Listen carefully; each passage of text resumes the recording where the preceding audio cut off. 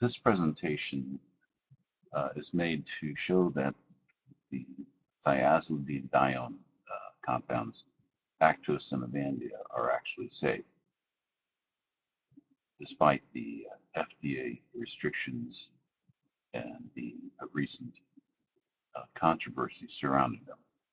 They actually have no effect on the heart directly, and I personally use them for as long as they've been available.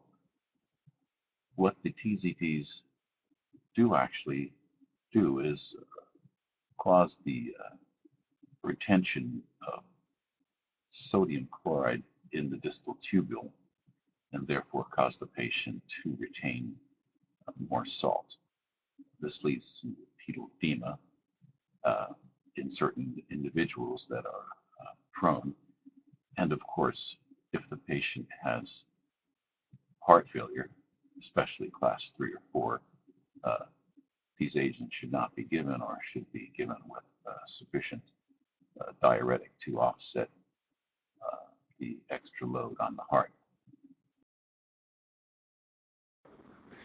The worldwide problem we are having in diagnosing and treating diabetes relates back to the fundamentally incorrect paradigm which is promulgated by the American Diabetes Association in their position statement printed in Diabetes Care, January 2012.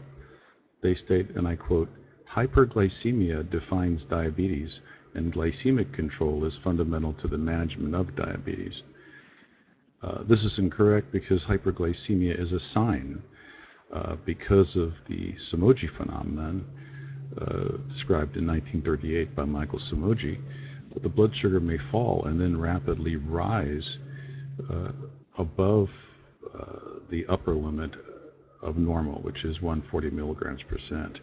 So there are many conditions where one sees hyperglycemia, but the fundamental problem is not high blood sugar. So hyperglycemia cannot be used to define this entire class of ailments. And the one we're going to discuss today is necidioblastosis. More broadly defined, it's endogenous hyperinsulinism. So it's the most common type of hyperinsulinism. The beta cells are overproducing in a random fashion insulin. So as you'll see in the succeeding slides, there are necidioblastosis patients that have elevated fasting, elevated 2-hour postprandial, and other elevated glucose levels on the glucose tolerance test. Therefore, you cannot define diabetes simply by elevated glucose, either fasting, 2-hour postprandial, or by the hemoglobin A1C through an elevated average hemoglobin A1C. Recall that the hemoglobin A1C is the average of the blood sugar for the 3 previous months.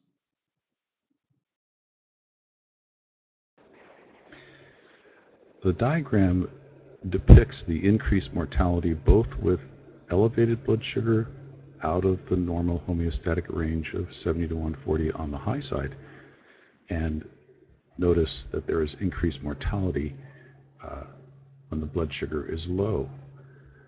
This is the study of white-collar civil servants and teachers from Taiwan, published in Diabetes Care 2005.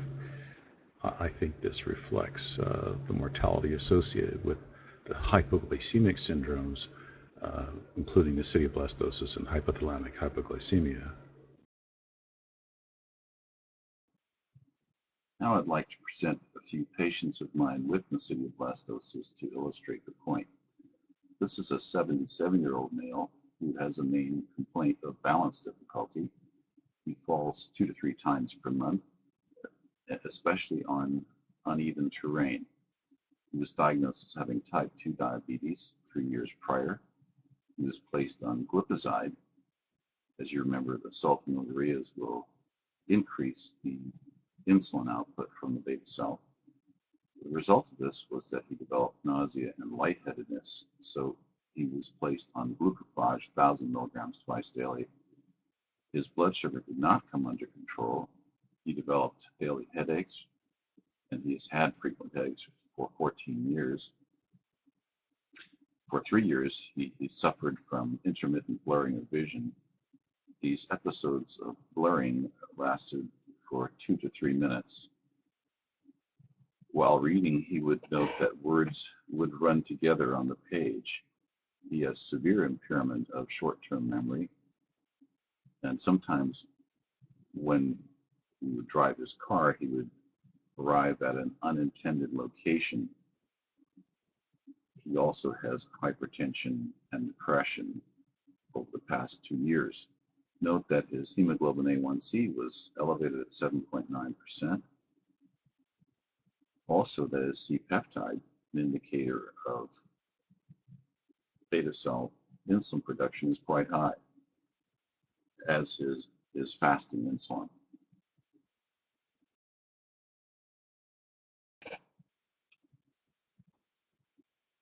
Several years ago, I added insulin determinations to a standard glucose tolerance test. I call this test the glucose tolerance test with insulin determination. This was designed to pick up patients with basidioblastosis, or overproduction of insulin. Note that the patient we just discussed had a high fasting glucose and high glucose levels in the glucose tolerance portion at 1, 2, 3, and 4 hours.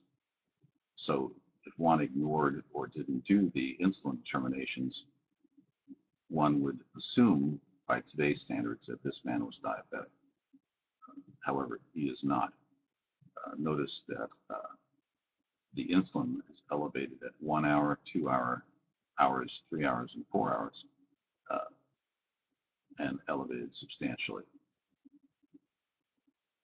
Now, this observation has led people to assume that there is insulin resistance. That is, you see a high insulin, but blood sugar remains high. This brings up a very important point. The blood sugar levels are actually falling below 70 in between the testing times. Sometimes, several times, it may go below 70. Of course, this is the Somogy phenomenon, but what is forgotten is that the Somogy phenomenon takes place in a very short period of time, probably within a minute and a half. So the rebound high blood sugar gives the impression that the patient always has elevated blood sugars.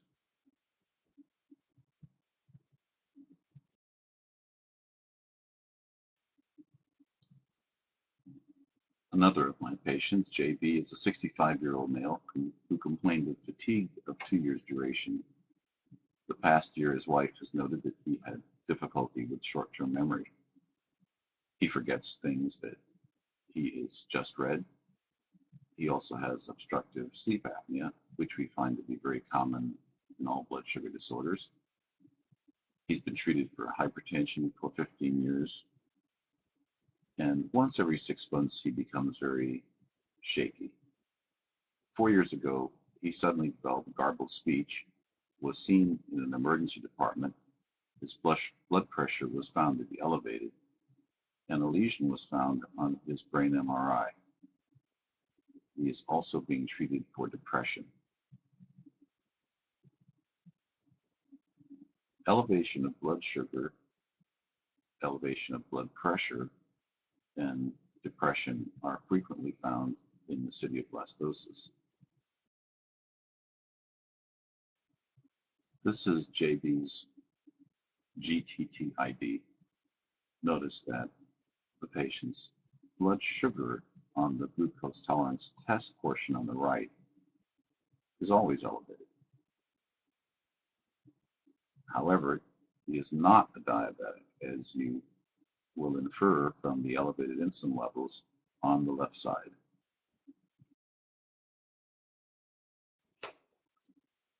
This is JB's T2 flare MRI view showing multiple areas of hypoglycemic infarction, what you notice as the periventricular white spots, some of which coalesce. This has been noted since the late 1990s and early 2000s and continues to be reported in the medical literature. This is further proof that insulin resistance does not exist. If the tissues of the body became entirely resistant to insulin, there wouldn't be damage that you can visualize. This is one example of that damage, and we also have noted that patients having recurrent hypoglycemia, either from overdose of insulin or acidoblastosis, will show a decline in their renal function over time.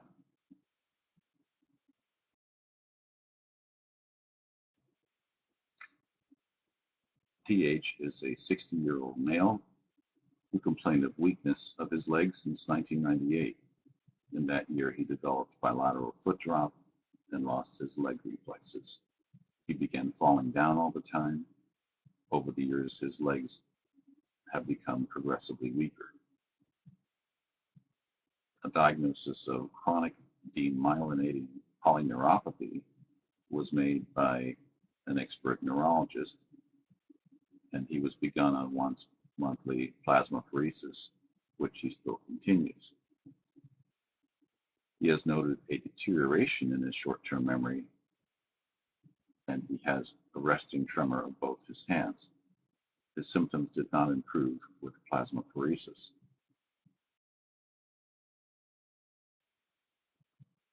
And on DH's GTTID, we not only see hyperglycemia, which might be misleading, but we are also seeing the hypoglycemia that goes with acidoblastosis. Look at the glucose level at 2 hours and 3 hours. Of course, we see the characteristic high insulin output. Hyperinsulinism occurring at 1/2 hour and 1 hour. So in this slide, we see the complete picture. We are fortunate enough to witness the hypoglycemia, which triggers a Somogy reaction, and the hyperglycemia.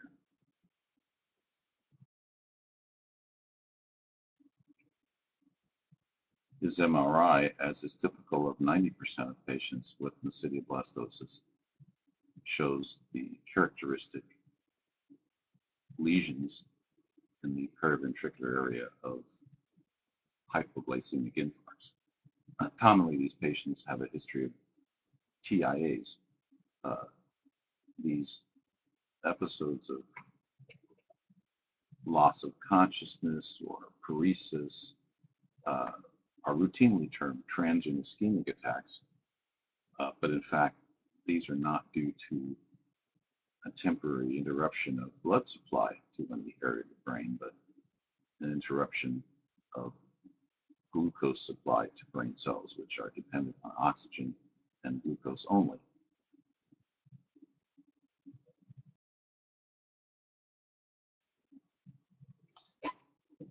This is a 58-year-old male with recurrent weakness for about 2 years. He has the symptoms typical of recurrent hypoglycemia. And his hemoglobin A1C was 5.5, mean blood glucose 118.5. What's particularly interesting in this GTTID is that the patient at a half an hour has an elevated insulin level characteristic of acidoblastosis, but his insulin levels fall at 1 and 2 hours to levels below the normal. In addition, he has a glucose of 50 milligrams per cent at 1 hour. So in this instance, we've caught the hypoglycemia before the corrective Somogy rebound. This is particularly interesting because this suggests that this patient is transitioning from nesidioblastosis to type 2 diabetes mellitus, which is, of course, characterized by poor release of insulin from the beta cells or poor production. In most of our cases, which number in the hundreds, we see this characteristic drop in insulin release on the GTTID.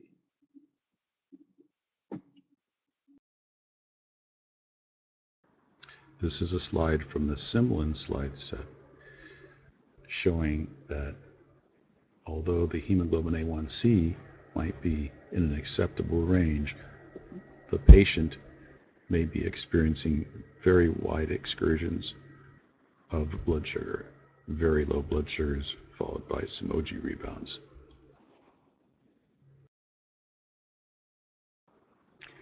This is a photo of Dr. Michael Somogy, a chemical engineer, who first described the phenomenon in which the blood sugar rebounds after being low if you use excessive hypoglycemic agent, whether it be an oral agent or insulin. This is the February 1959 American Journal of Medicine paper in which Dr. Somogy mentions endogenous hyperinsulinism, which can be insulinoma or nesidioblastosis, and the hyperinsulinism resulting from excessive administration of insulin. Both will provoke a Somogy response, low sugar followed by high sugar.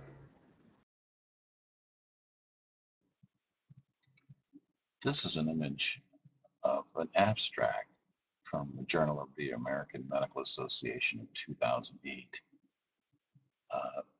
recommending that type 2 patients that don't respond to medication be given bowel shortening surgery or bariatric surgery as a treatment for diabetes. If you think about this, the cost would be enormous for the nation, and it's not a practical approach because, as you will read in my book, the Protocol 3rd edition, in contrast to their poor results, which I think they listed about 44% success rate nationally as their estimate, we're seeing a 95 to 98% success rate in controlling type 2 diabetes. And so going to a more expensive, higher risk procedure like a surgery would be quite foolish indeed. In addition, the failure of the ADA recommended approach is in part due to the fact that some of these patients they're evaluating don't have diabetes, as you can see, but actually have nesidioblastosis. Giving insulin to a nesidioblastosis patient may result not only in their being injured, but has resulted in death of the patient.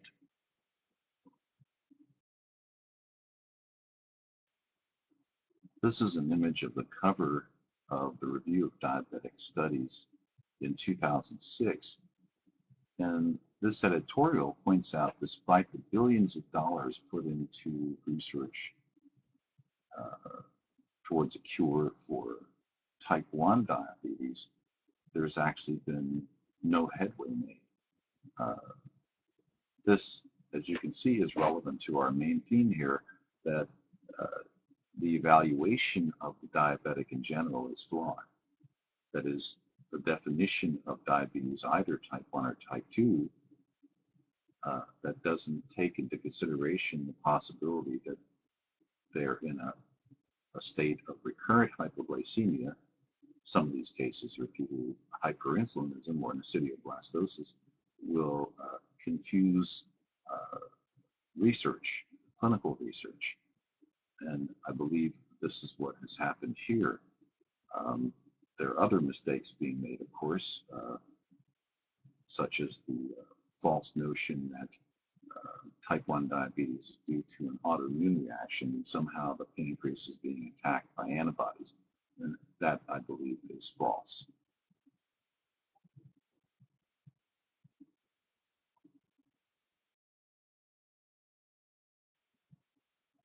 This is an image of the first page of the Accord study report in the New England Journal of Medicine in 2008.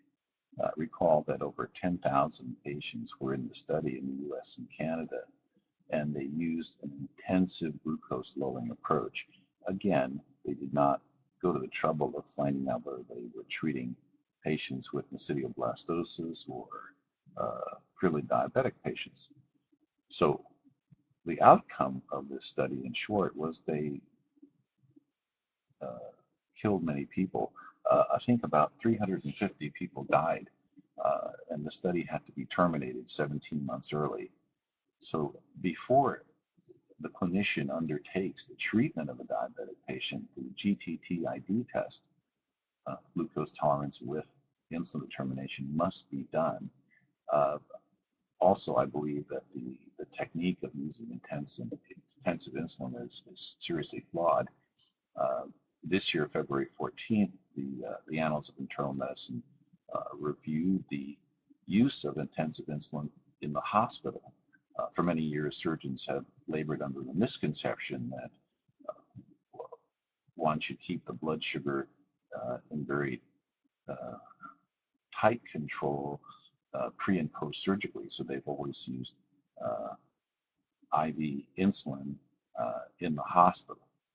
And there was apparently this poorly done study which could not be repeated in 2001, and that's reviewed in this Annals article of February 14th, which indicated that there was less wound infection. Well, what the people at the American College of Physicians found was that as a result of this exhaustive survey, the rate of hypoglycemia increased 6 times if you try to tightly control an inpatient.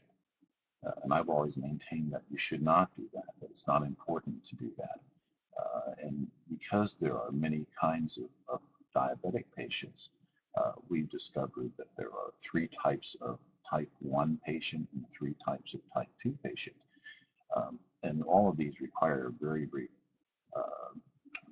different kinds of therapies. That is, the therapy must be tailor-made based on their GFR, kidney function, their own C-peptide production, and an estimate of how well their hypothalamus is working.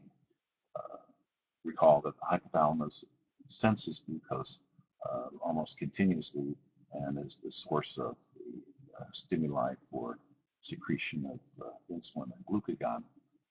It also has connections to the liver to maintain the homeostatic balance between glycogen and glucose. So in summary then, the current skepticism about the safety of TZDs is absolutely in error because the studies mix patients with nesidioblastosis with patients who have diabetes. And these two the conditions are 180 degrees opposite. Diabetes, there's underproduction of insulin by the pancreas, and in nesidioblastosis, an overproduction. And in the nesidioblastotic patient who is having recurrent hypoglycemia and all the symptoms that come from that, which frequently affect the heart, tachycardia, atrial fibrillation, they have syncope and even death. When you mix these patients, because they also have high blood sugar on the glucose tolerance with diabetics, and then you give an agent like a TZD or anything else for that matter, it will give the false impression that the agent itself is flawed, whereas in fact the study design is flawed. Thank you for your attention.